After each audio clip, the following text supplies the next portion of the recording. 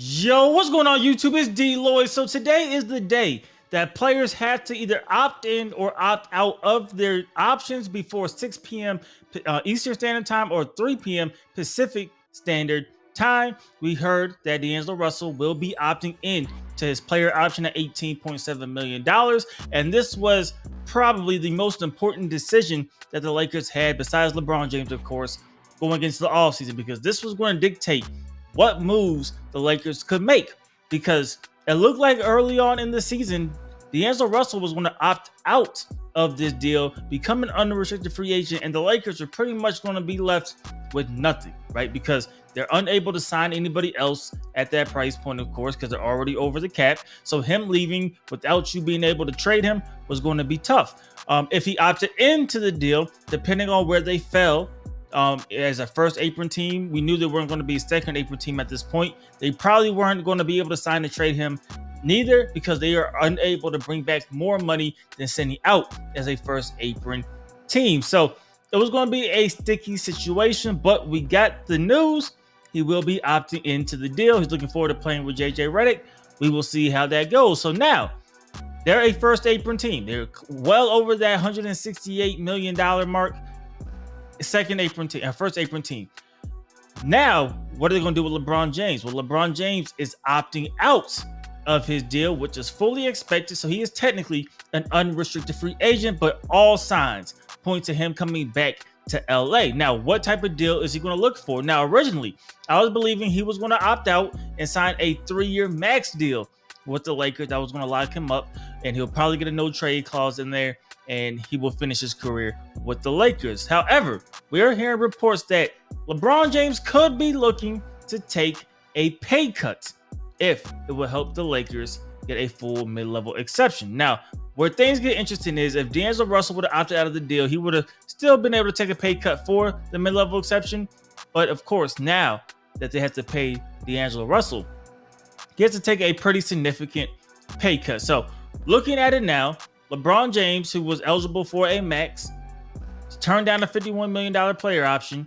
He would have to sign for $33.9 million next season for the Lakers to be eligible for the full mid-level exception. Or if Cam Reddish opts in, which I also expect to happen, then he would have to accept a deal paying $33.5 million this year or less. So that is a significant pay cut for LeBron James, right? You're looking at around $16 million, or if you're looking at over the lifespan, right, of 3 years, you're looking closer to a $50 million pay cut to try to win and try to, include more talent on this Lakers roster. Now, everybody's going to talk about the Bronny tax, and now because Bronny is there, maybe he is going to take less because they signed JJ Redick, they drafted Bronny James. Will he do that? And I would assume, even if it wasn't, his son playing there, I do think that helps. But of course, at this age, this age of your career, right? Like, you want to win in a loaded Western Conference.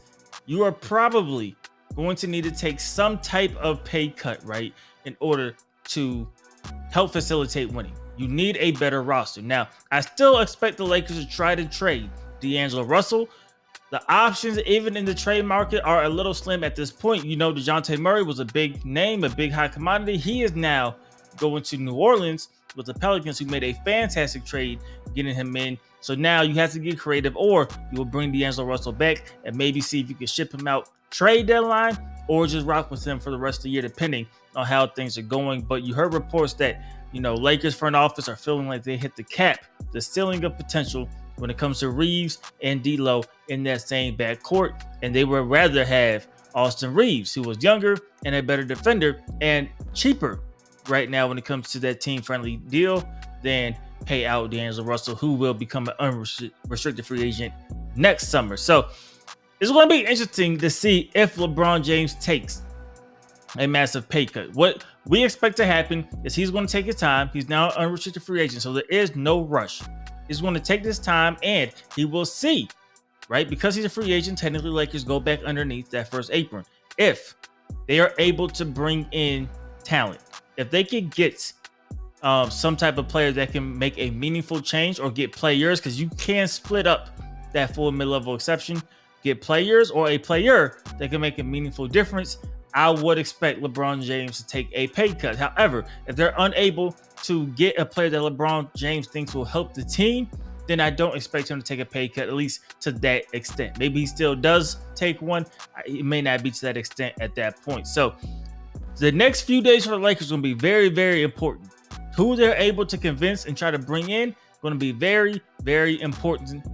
LeBron James, I think, will be back almost regardless, but who's going to be on this team with LeBron? The Lakers roster is almost full. They don't have a lot of wiggle room, and we knew that coming into the all season. It was going to be an interesting off season, and it was really going to test out, how good Rob Pelinka is at getting out of a hole that they're in currently.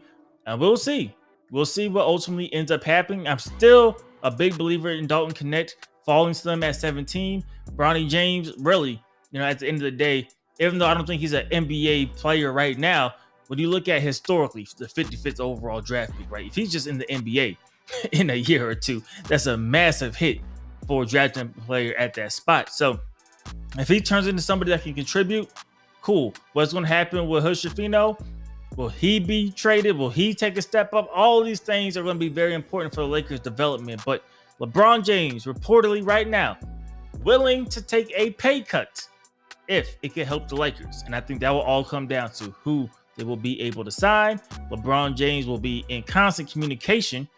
And if he thinks he's going in the right direction, him taking the pay cut will help them win, I'm pretty sure he would do that. If not, he's going to go ahead and get his money. And I'm not mad at that neither, man. So y'all let me know what you guys think about this in the comment section below. What direction should the Lakers go with? Do you think ultimately the Lakers can get somebody with that full mid-level or break it up and get multiple players with that full mid-level? Or do you think LeBron James will end up just taking the max and saying we'll figure the rest out later? Let me know what y'all think about it in the comment section below. As usual, hope you guys did enjoy the video. If you did, please do me a favor. Go ahead, hit that like button. Helps me out a lot. And subscribe if you haven't already.